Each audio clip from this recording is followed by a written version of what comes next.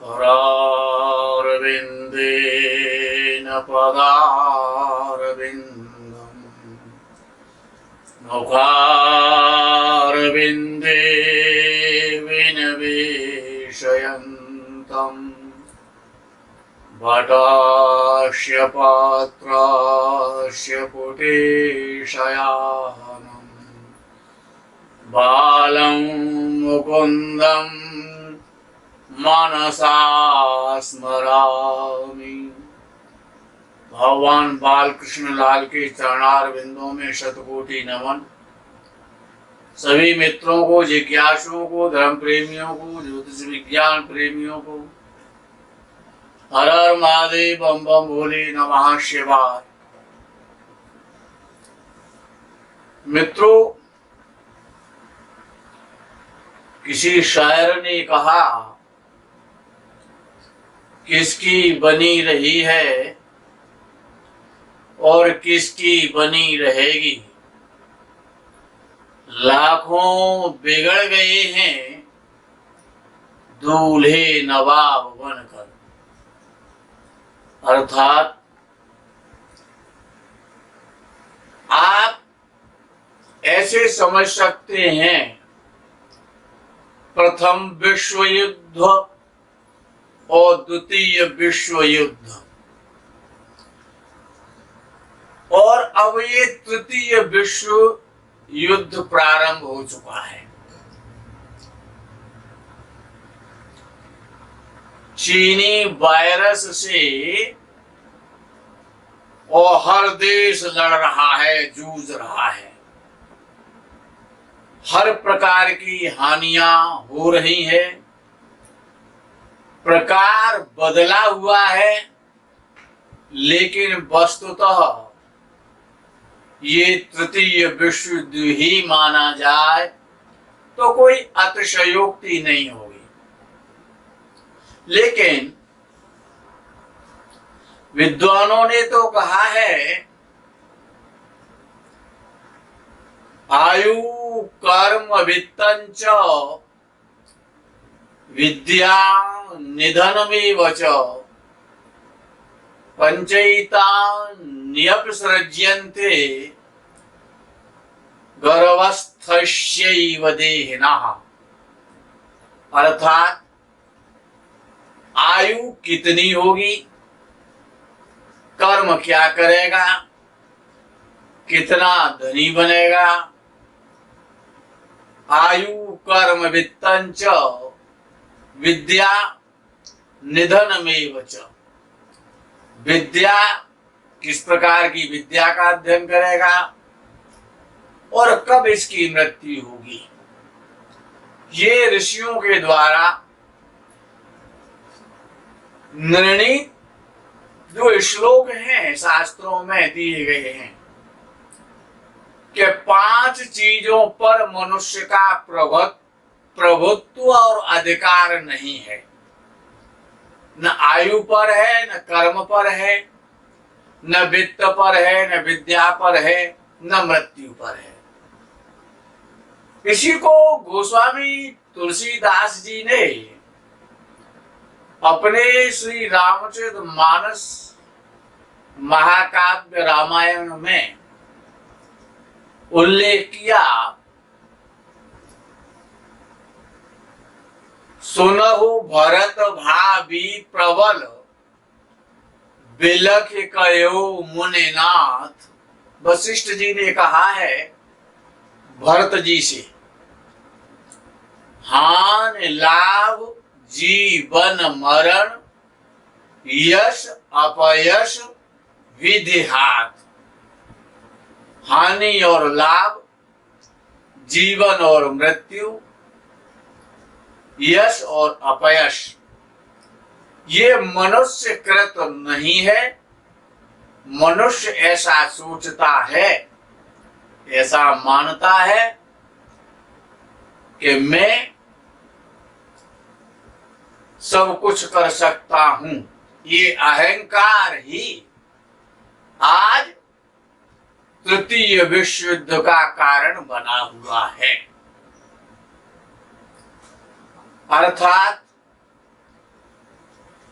कि ज्योतिष शास्त्र के आधार पर किस प्रकार से मनुष्य दीर्घायु होता है, जातक दीर्घायु होता है, ये आज ऋषि पाराशर के द्वारा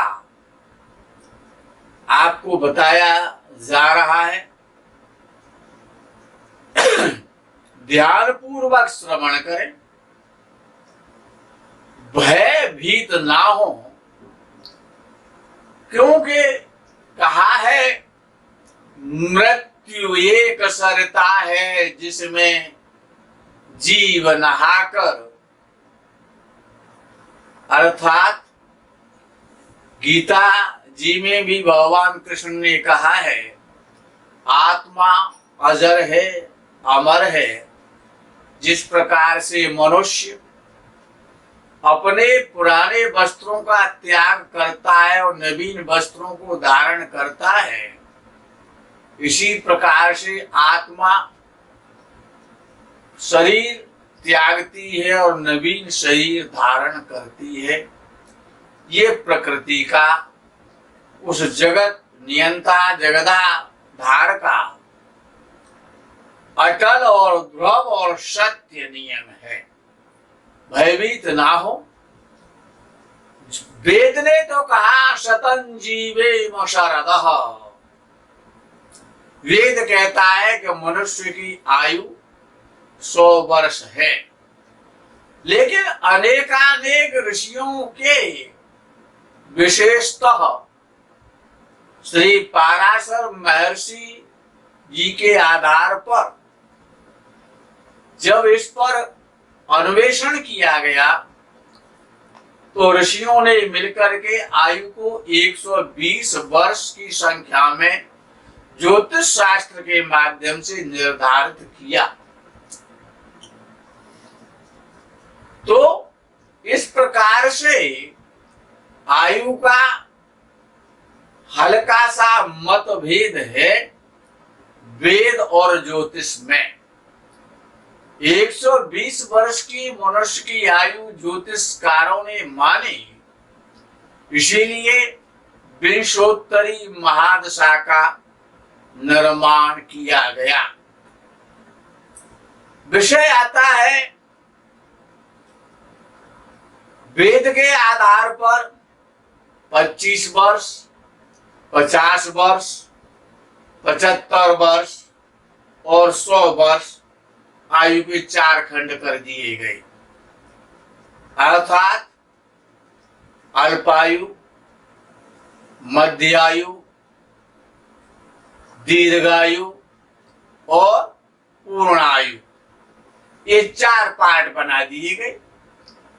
लेकिन ज्योतिष शास्त्र कहता है कि 30 वर्ष, 60 वर्ष, 90 वर्ष और अंतिम खंड 120 वर्ष, क्योंकि ऐसा भी देखा गया है अनेकानेक बार इस कलकाल में इस धराधाम पर कि 100 वर्ष से अधिक मनुष्यों ने जीवन को जिया है, निरोग जिया है, ऐसा भी प्रमाण मिलता है। इसलिए 120 वर्ष की आयु मानने में कोई विवाद नहीं होना चाहिए। मनुष्य किस प्रकार से दीर्घायु पूर्णायु होता है, ये ज्योतिष शास्त्र पर ऋषियों के जो मत हैं, जो ज्योतिष के जो सूत्र हैं, जो ज्योतिष के जो सिद्धांत हैं, उनको भी 4 भागों में वितरित किया गया है। पहला है लगन का।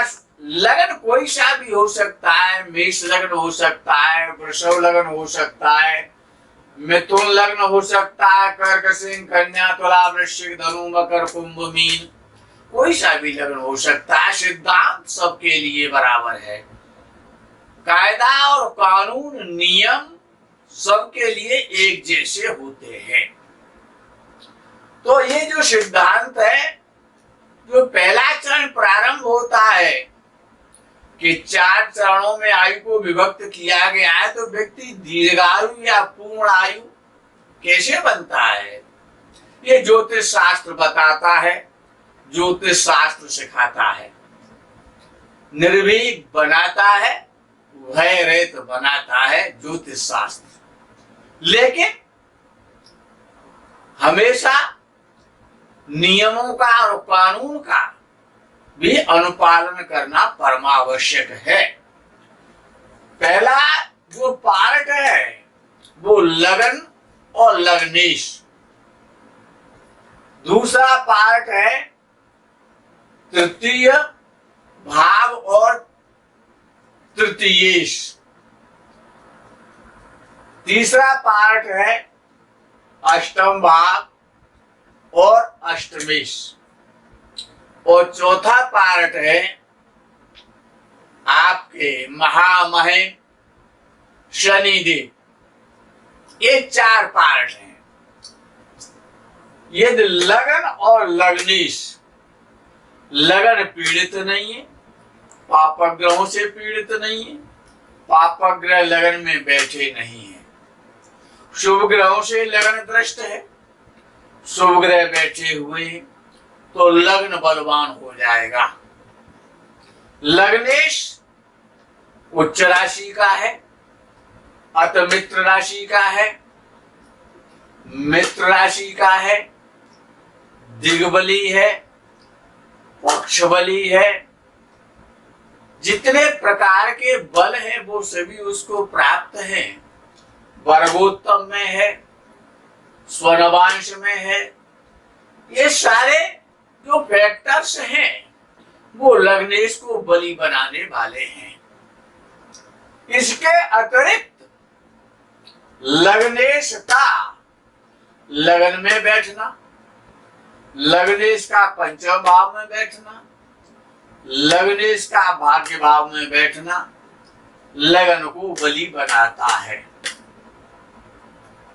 तीसरा पार्ट आता है तृतीय भाव और तृतीयेश। तृतीय भाव में पापक ग्रह ना हो, शुभ ग्रह हो। तृतीय भाव पर शुभ ग्रहों की दृष्टियां हो, पापक ग्रह गुरु ग्रह की दृष्टियां ना हो, भाव बलवान हो।